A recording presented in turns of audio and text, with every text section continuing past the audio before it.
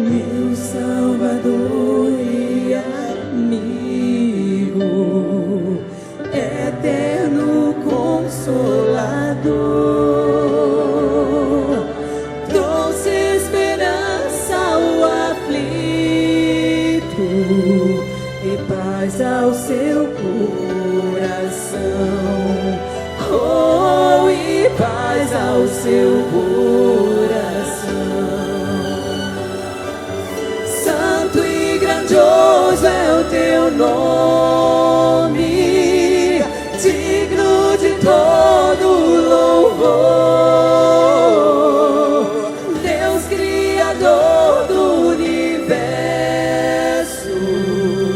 maravilhoso Senhor, oh, maravilhoso Senhor.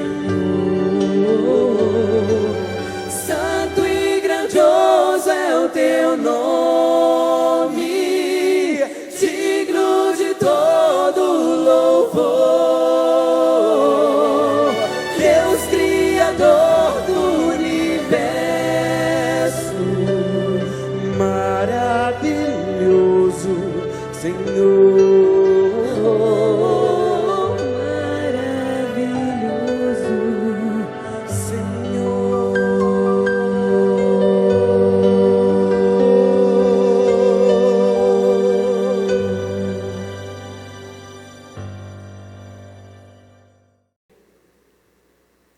Vamos abrir a palavra e eu vou citar alguns textos com os irmãos e vocês vão me acompanhando. Primeiro, a carta de Paulo aos Efésios, no capítulo 1. Vocês vão me acompanhar na leitura e eu vou pedir você agora bastante atenção. Se possível, evite se movimentar, evite conversar. Deus já nos abençoou tanto nesse culto, não é? E Ele quer falar mais com você ainda. e de forma especial, nós cremos que Deus fala conosco através da palavra dele, da Bíblia Sagrada. Então, abra sua Bíblia, leia esse texto em espírito de oração, pedindo para que Deus fale ao seu coração. Logo depois nós vamos celebrar a ceia do Senhor juntos. Efésios capítulo 1, versículo 18.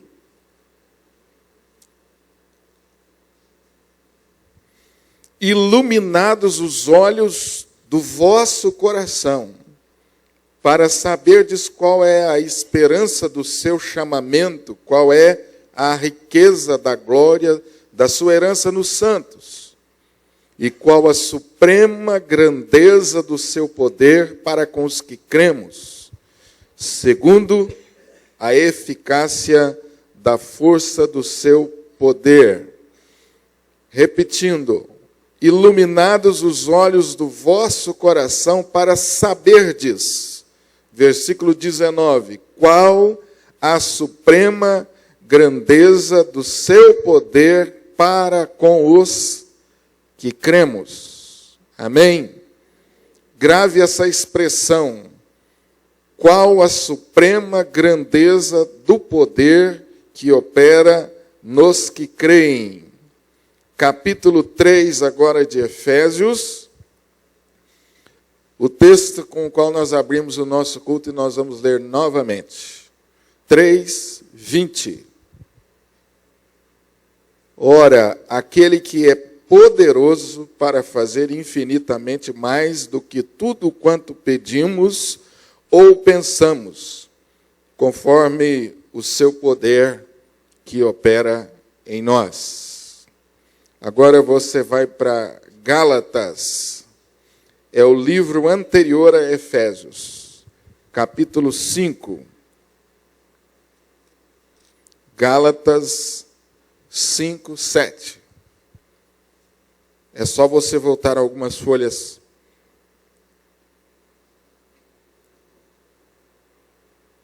Gálatas 5, 7. Vós corrieis bem.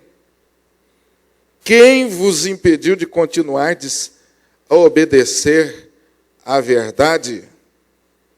Vós corrieis bem. Quem vos impediu de continuar ou de continuardes a obedecer à verdade? Agora você vai para Lucas, capítulo 24, nos Evangelhos. Agora você volta a alguns livros e você vai encontrar Lucas, capítulo 24.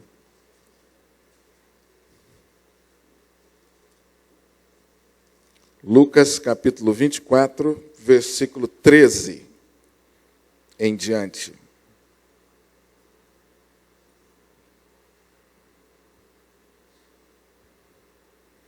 Lucas 24, 13, repetindo. Naquele mesmo dia, 2 deles estavam de caminho para uma aldeia chamada Emaús, distante de Jerusalém 60 estádios, e iam conversando a respeito de todas as coisas sucedidas. Aconteceu que, enquanto conversavam e discutiam, o próprio Jesus se aproximou e ia com eles. Os seus olhos, porém, estavam como que impedidos de o reconhecer. Então lhes perguntou Jesus: que é isso que vos preocupa e de que ides tratando à medida que caminhais? E eles pararam entristecidos. Um, porém, chamado Cleopas, respondeu dizendo: és o único, porventura, que tendo estado em Jerusalém, ignoras as ocorrências desses últimos dias? E ele lhes perguntou: quais? E explicaram o que aconteceu a Jesus, o Nazareno, que era varão, profeta, poderoso em obras e palavras, diante de Deus e de todo o povo, e como os principais sacerdotes e as nossas autoridades o entregaram para ser condenado à morte e o crucificaram. Ora, Nós esperávamos que fosse ele quem havia de redimir a Israel, mas depois de tudo isso, é já este o terceiro dia desde que tais coisas sucederam. É verdade também que algumas mulheres das que conosco estavam nos surpreenderam, tendo ido de madrugada ao túmulo. E não achando o corpo de Jesus, voltaram dizendo terem tido uma visão de anjos, aos quais afirmam que ele vive. De fato, alguns dos nossos foram ao sepulcro e verificaram a exatidão do que disseram as mulheres, mas não ouviram. Então lhes disse Jesus: ó nécios e tardos de coração, para crer tudo que os profetas disseram. Porventura não convia que o Cristo padecesse e entrasse na sua glória? E começando por Moisés, discorrendo por todos os profetas, expunha-lhes o que a seu respeito constava em todas as Escrituras. Quando se aproximavam da aldeia para onde iam, fez ele menção de passar adiante. Mas eles o constrangeram, dizendo: fica conosco, porque é tarde e o dia já declina. E entrou para ficar com eles. E aconteceu que, quando estavam à mesa, tomando ele o pão, abençoou e, tendo-o partido, lhes deu. Então lhes abriram os olhos e o reconheceram, mas ele desapareceu da presença deles. E disseram um ao outro: porventura não nos ardia o coração quando ele pelo caminho nos falava, quando nos expunha as Escrituras? E na mesma hora, levantando-se, voltaram para Jerusalém, onde acharam reunidos os 11 e outros com eles, os quais diziam: o Senhor ressuscitou e já apareceu a Simão.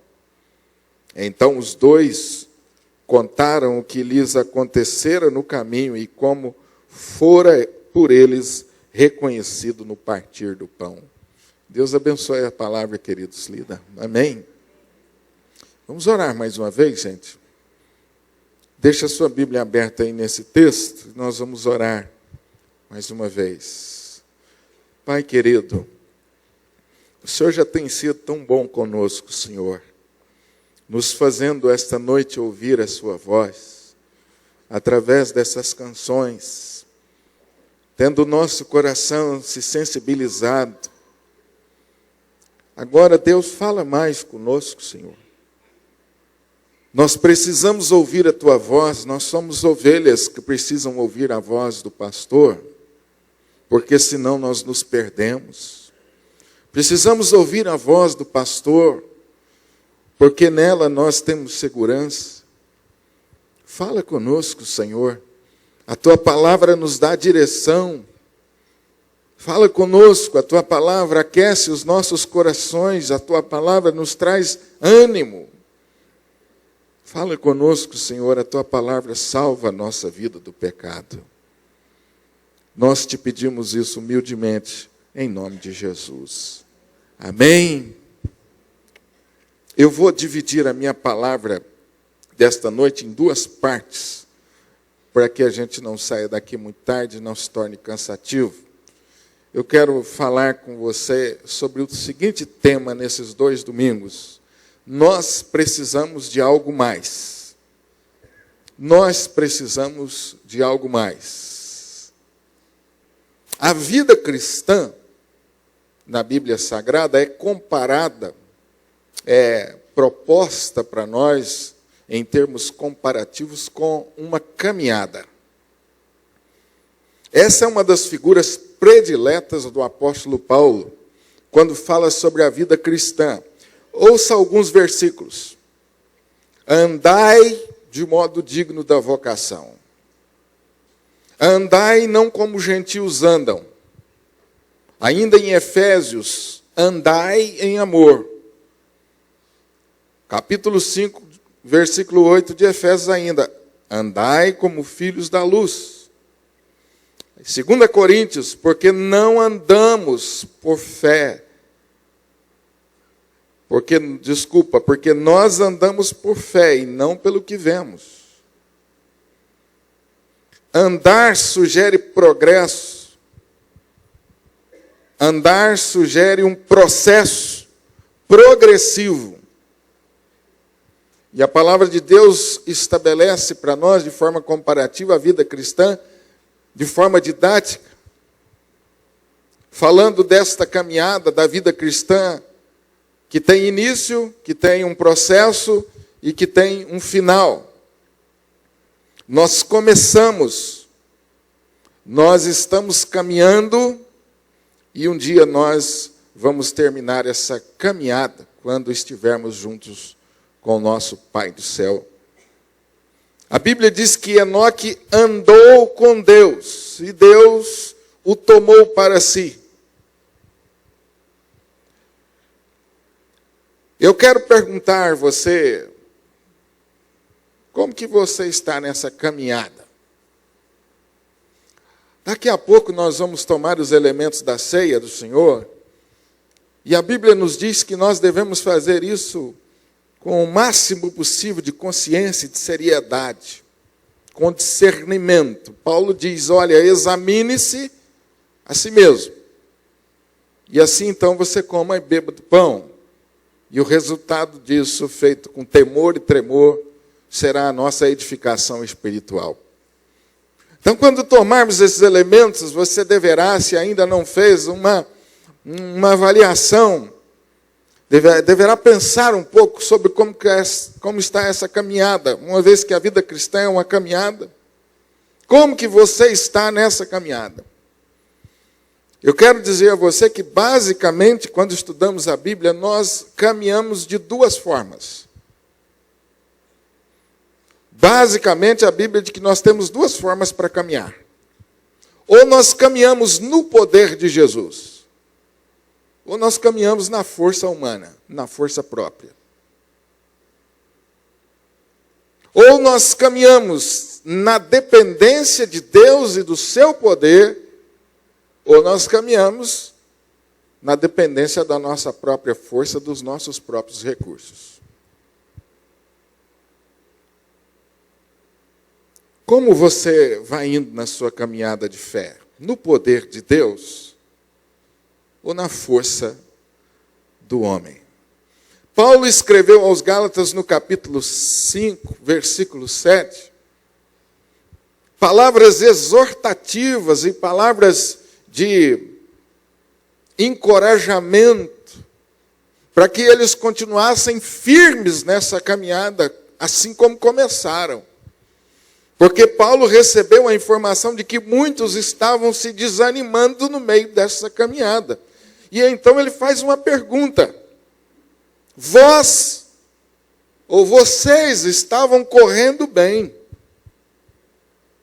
Vocês estavam indo bem. Quem convenceu vocês a deixarem de seguir a verdade? Vocês estavam indo muito bem, vocês começaram com todo pique, fervorosos, dedicados, animados, mas alguma coisa aconteceu. Alguém convenceu vocês de deixar de caminhar na verdade. E eu tenho feito essa pergunta, talvez você agora faça, se ainda não fez, que verdade é essa que Paulo está dizendo? Que eles foram convencidos a deixar de seguir e por isso se desanimaram. Que verdade é essa? Paulo, escrevendo aos Efésios, fala um pouco sobre essa verdade em outros textos. Quando lá no capítulo 1, versículo 18, ele ora pela igreja. E ele ora pela igreja da seguinte maneira: eu oro para que Deus abra, sensibilize a mente de vocês. Eu oro para que Deus lance luz no coração de vocês e vocês conheçam e experimentem o poder de Deus que opera na vida de vocês. Olha a preocupação do apóstolo Paulo, pastor Paulo, preocupado com as suas igrejas, com os crentes, com os irmãos. Ele diz, olha, incessantemente eu oro por vocês. Interessante que ele começa a sua oração no capítulo 1, dando graças. Ele diz, olha, eu dou graças a Deus pela fé de vocês, pela operosidade da fé de vocês. Dou graças a Deus. Mas no meio da sua oração, ele começa a súplica pela igreja. Ele sai da gratidão e começa a súplica. E eu fico pensando, né, o que será que Paulo, o apóstolo, fundador das igrejas, inspirado por Deus, entendia que era necessário, o que mais a igreja precisava, o que Paulo percebeu que os crentes estavam precisando. Então o texto diz assim: eu oro para que Deus lance luz no coração de vocês, para que Ele abra os olhos do coração. Uma expressão forte. Olhos do coração. Você sabia que o coração tem olhos? Eu oro para que a luz de Jesus chegue lá nos olhos do coração de vocês, lá no mais profundo do ser, para que vocês ganhem compreensão. E mais do que compreensão, vocês experimentem o poder de Deus. Mas o que eu acho ainda interessante nesse texto é que ele torna isso muito pessoal. Ele diz: o poder de Deus que opera em vocês, nos que creem. E a partir daí ele começa a dizer de que maneira esse poder opera na nossa vida.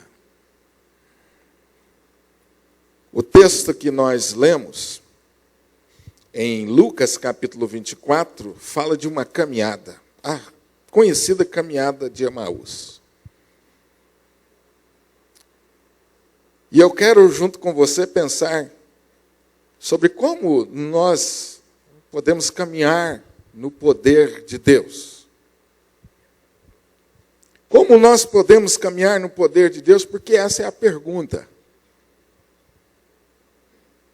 Caminhar na força do poder de Deus ou caminhar na dependência do homem? Quando eu olho para o texto aí, por favor, você puder abrir e acompanhar comigo, Lucas 24, 13, diz que esses dois homens estavam de caminho e eles tinham um destino. E eu quero perguntar a você, você está caminhando para onde? Amém? Você está caminhando para onde? Parece uma pergunta simples, fácil, né? Mas não é, meu amado irmão. Talvez aqui você encontre a diferença entre aquele que teme a Deus, que serve a Deus, que obedece a palavra, e aqueles que não temem, que não servem. Quem serve a Deus sabe para onde está indo. Nós estamos estudando o livro de Números aqui com a igreja na quarta-feira, aproveitando para convidar você para estar conosco. Tem sido momentos maravilhosos de estudo de Números. E Números fala da caminhada do povo de Deus no deserto rumo à terra prometida. E Moisés está guiando esse povo para a terra prometida, no deserto, e o seu sogro interrompe ele e pergunta assim: Moisés, você está indo para onde? Esse tem sido o texto básico lá de Números. E Moisés responde: nós estamos indo para o lugar que Deus nos prometeu. Você quer ir conosco? Os irmãos aqui da quarta-feira, eu lembro disso, amém? E como esse texto tem falado ao meu coração, querido. Moisés tinha tantas preocupações, aquele povo tinha tantas preocupações no deserto, tantos cuidados eram necessários. Mas uma coisa era muito certo para aquele homem: eu sei para onde eu estou indo. A saída de Moisés com o povo do Egito não foi fácil. Nós lemos a história e nós ficamos emocionados com a manifestação do poder de Deus ali, né? Sinais e prodígios. O maior número de sinais e prodígios que a Bíblia registra foram concentrados ali no Êxodo. Na saída do povo do Egito, a gente fica emocionado, mas às vezes a gente não pensa nas dificuldades dessa caminhada. A gente não pensa nas dificuldades que Moisés teve ao sair, ao liderar esse povo para fora do Egito depois de muito tempo. 430 anos no Egito. Então Deus levanta Moisés e fala: Moisés, vai lá tirar o meu povo da escravidão. E Moisés, então, meio relutante de início, mas vai, obedece a Deus. Deus manifesta o poder na vida de Moisés para que ele vá. Preste atenção. Deus manifesta o poder na vida dele para que ele vá. E Moisés vai no poder de Deus, não na sua força. Porque Moisés argumenta com Deus: Senhor, eu não sei falar. Quando eu chegar diante desse povo, eles vão perguntar: e você quem é? E o que eu vou responder? Moisés então aprende que a caminhada precisa ser feita na dependência do poder de Deus, logo cedo.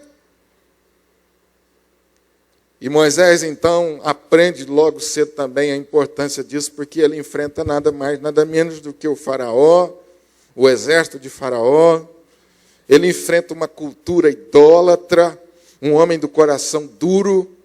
E Moisés, então, trabalha com esse povo que também era do coração duro, que era o povo de Israel. E Moisés sai com esse povo e começa a caminhada pelo deserto em fuga. E logo Moisés está diante de uma situação crítica. Atrás o exército do faraó, na frente o mar. E Moisés, então, começa a pensar: e agora? De novo Moisés é testado. Você, Moisés, vai caminhar no meu poder ou na dependência dos seus recursos? Talvez se nós estivéssemos lá, nós íamos ter rapidamente feito os cálculos de quanto tempo levaríamos para fazer uma ponte. Quantos barcos nós precisávamos para atravessar aquele mar.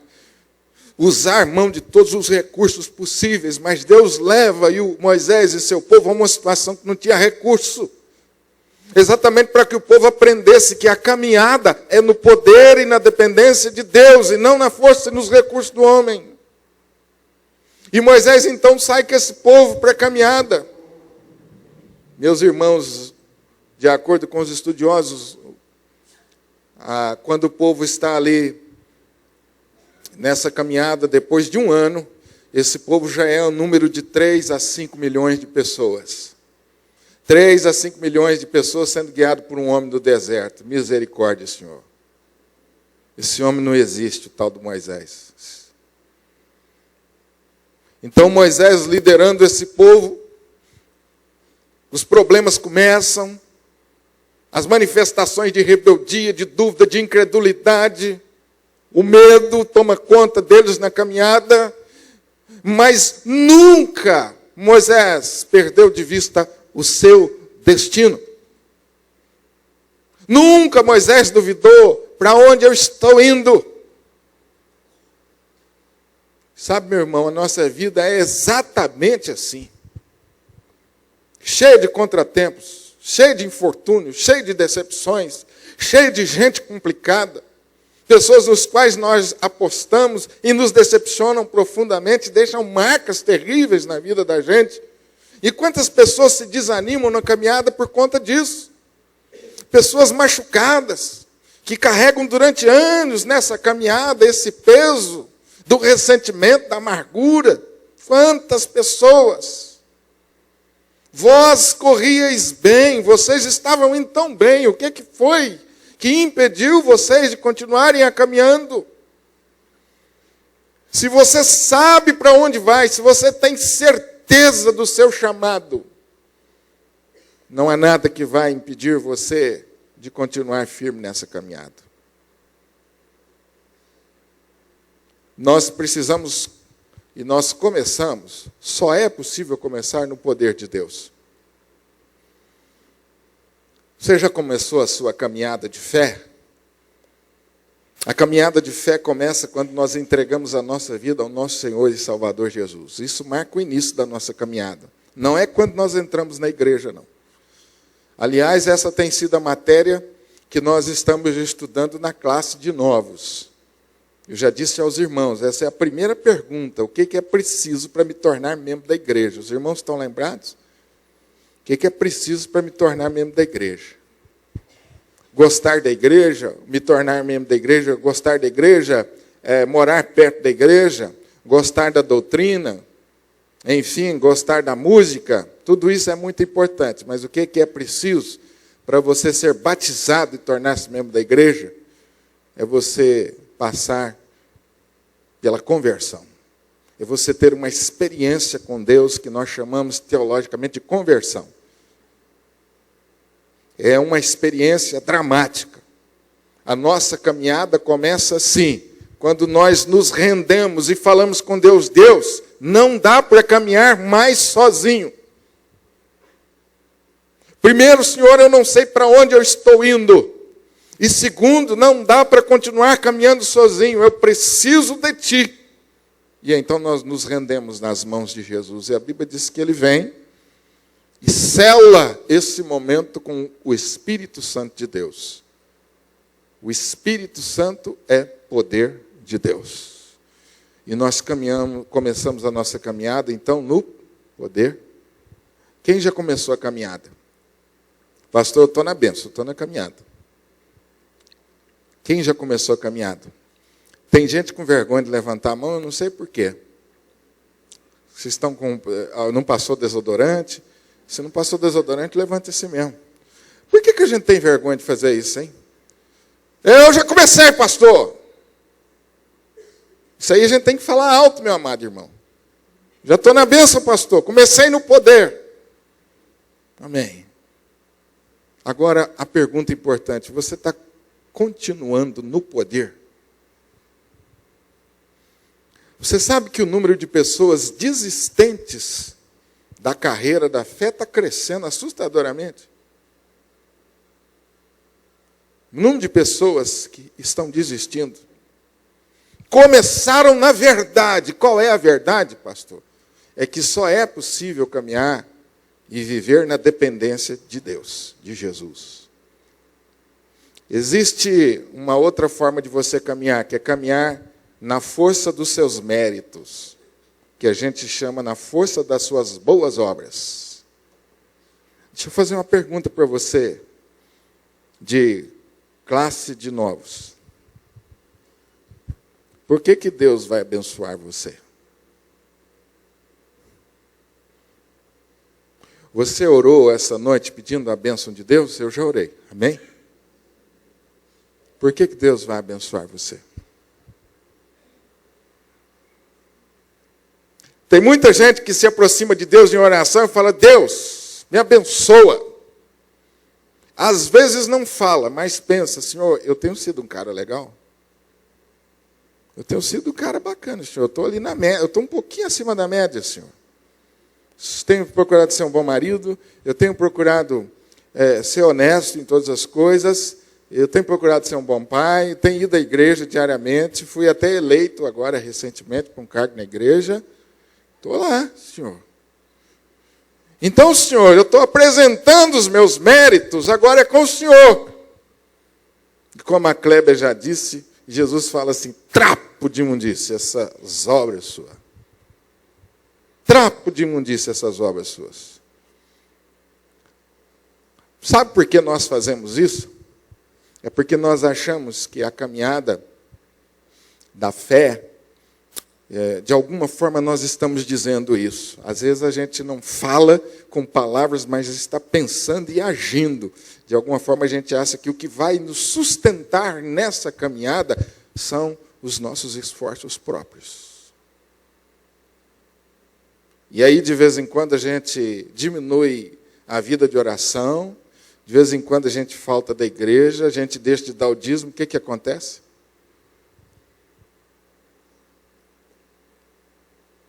Será mesmo que eu estou na caminhada? Será que se Jesus voltar hoje eu não vou dançar? Amém ou não? Pensa assim ou não? Será, Senhor? O que significa isso? É que a sua caminhada está embasada nos seus méritos, nas suas boas obras, e não na força do poder de Deus, e não na graça de Deus. E foi isso que aconteceu com Gálatas, com os irmãos da igreja lá da Galácia. Eles começaram na dependência de Jesus, única e exclusivamente na dependência de Jesus. mas alguém entrou naquela comunidade e começou a semear outro evangelho. Você depende de Jesus, mas você também depende das suas boas obras. E por isso eles começaram a se desanimar. E Paulo então diz: vocês saíram da verdade, a verdade do evangelho genuíno e puro. E conhecereis a verdade vos libertará. Como você está nessa caminhada? O texto nos diz, no capítulo 24 de Lucas, que eles iam conversando a respeito do que havia acontecido, e os seus olhos estavam cegos. Mas há uma coisa maravilhosa relatada no versículo 15, e com isso eu encerro a nossa reflexão.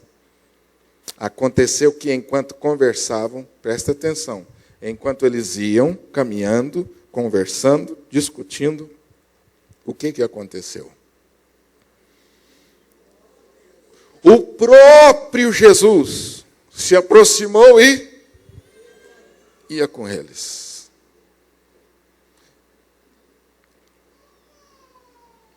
Estas foram as últimas palavras de Jesus antes de deixar o mundo.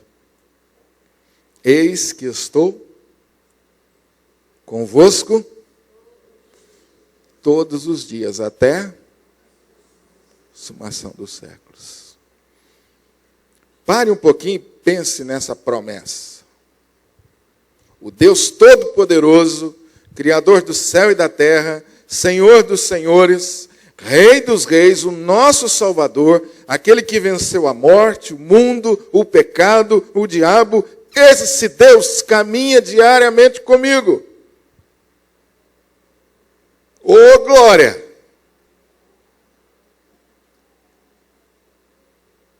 Não é motivo, gente, de agradecer a Deus? Saber que Deus caminha conosco? O que é caminhar, pastor, no poder de Deus? Meu irmão, é você caminhar na dependência dEle continuamente, com a certeza de que Ele sempre estará com você. As pessoas, quando falam de poder de Deus, elas pensam em coisas muito sobrenaturais. Anjo voando, né? As coisas assim, pessoas levitando, esses negócios assim meio... Não tem nada mais sobrenatural e revolucionário de que você sair da cama todos os dias e viver aquele dia intensamente sabendo que Jesus está com você. Quem essa semana está se preparando aí para fazer algum exame médico? Vai no médico essa semana e fazer uma bateria de exame. Tem alguém? Vai entrar naquela máquina lá que a gente fica lá na tomografia. Vai alguém? A mamãe vai no médico aí para fazer a ultrassonografia. Tem alguns que estão levantando a mão. Terça-feira, a Meire, esposa do pastor Isaías, vai fazer uma cirurgia. Ela está com câncer. Sexta-feira nós oramos com ela. E a gente vai visitar as pessoas assim e fica pensando, o que a gente pode falar para elas? Se não, o que eu posso falar para você essa semana? Se não isso, Deus está com você, meu irmão. Jesus vai com você para essa cirurgia, Jesus vai com você para essa consulta. Jesus vai com você para onde você for, Ele estará contigo, é promessa dEle. E não é nada, absolutamente nada, que vai impedir Jesus de estar com você. Isso é tremendo. Porque se o meu pecado fosse incapaz de impedir Jesus de estar comigo, o meu pecado seria maior que Deus. E isso é uma heresia. Deus, o amor de Deus e o comprometimento com Deus é maior que a rebeldia do meu coração. É maior do que o meu pecado. Agora, isso não seja para você motivo de permanecer no pecado. Porque quando nós permanecemos no pecado, nosso coração se enche de dúvida. E aí a gente vai, mas a gente fica assim, será mesmo que Ele está comigo? Porque eu sou um tremendo pica-fumo. Eu sou um tremendo... Será mesmo? Eu ando mentindo tanto, eu ando enganando tanto. Será mesmo que ele vai comigo? A gente fica naquela dúvida. E aí faz um monte de besteira. Porque a dúvida é um terrível inimigo que nós temos, o medo, a insegurança. Eu queria terminar parte dessa reflexão perguntando a você como você tem caminhado no poder de Deus ou na força do homem. No poder de Deus, na dependência de Deus ou na sua força própria. Você já começou essa caminhada? Porque talvez eu esteja falando em caminhada e você esteja parando, pastor, eu não tinha pensado sobre isso. Eu acho que, na verdade, eu nem comecei essa caminhada. Então, vamos começar hoje, irmão. O que eu preciso fazer? Vamos começar hoje essa caminhada. Entregue sua vida a Jesus e vamos caminhar juntos. A partir do momento que você faz essa entrega, você terá o seu destino final assegurado. E você terá assegurado a presença de Deus com você todos os dias da sua vida. Feche os seus olhos para nós orarmos.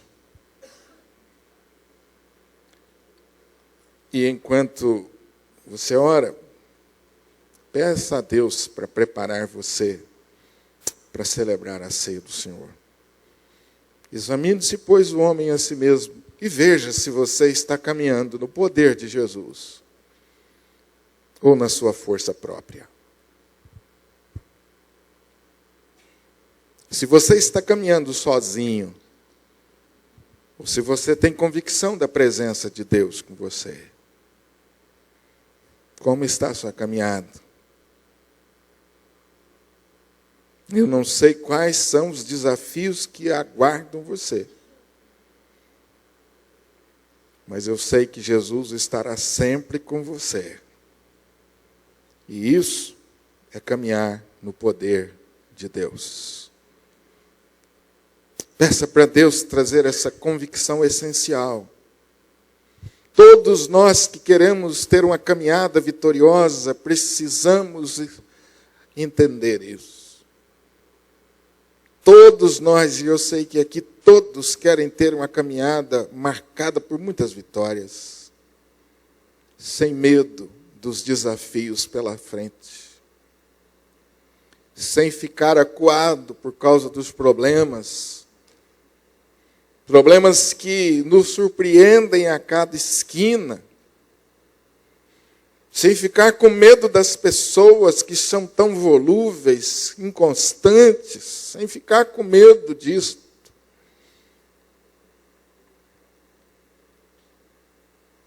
Entregue a sua vida a Jesus e comece a caminhar. E Ele estará sempre com você.